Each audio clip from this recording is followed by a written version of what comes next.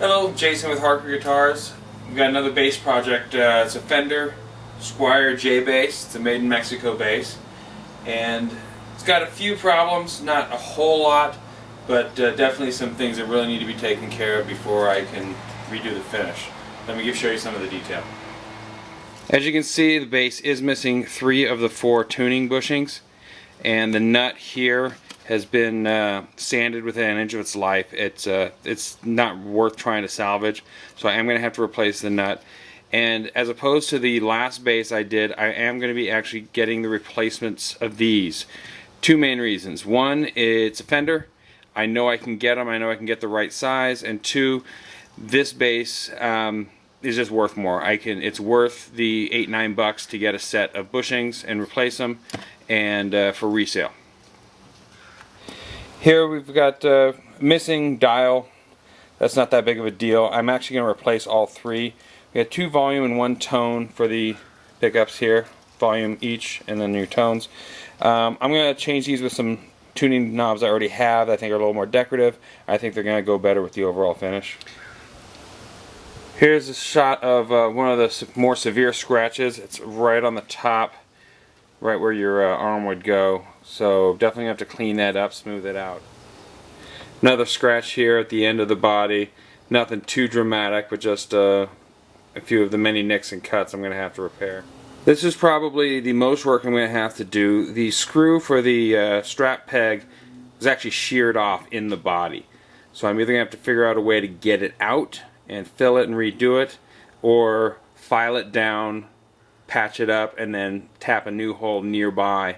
You can see someone stuck a finishing nail in there before to hold a strap up, so it's pretty low tech. Another little chunk out of it here.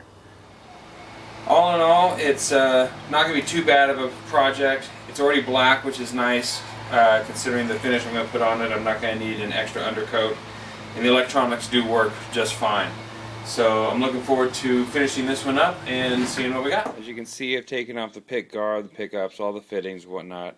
I've given it a little light sand to take the sheen off the finish. I've filled the holes on the back end of them, and filled in all of the other chips and dings and nicks and cuts. So from this point, I'm just going to make sure it's a nice smooth surface before I start to lay my gold flake. Alright, here you can see the guitar after the gold flake has been applied. You can see it's got a real good iridescence to it.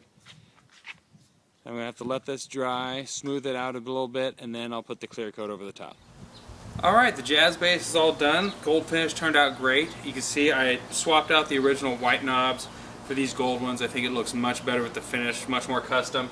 Did the headstock as well. The nut and the grommets have been replaced. That's about $16 worth of parts online. I was able to get those. Well worth the price to bring this thing all together. This is where the finish is really going to shine, in the light. On stage, in the sunlight. You can see the sparkle on this is really great. All the different colors, the green, the blue, the red. It's just really good stuff. It's got a mirror finish on it. It's pretty close to showroom as you're going to get on a refinished guitar.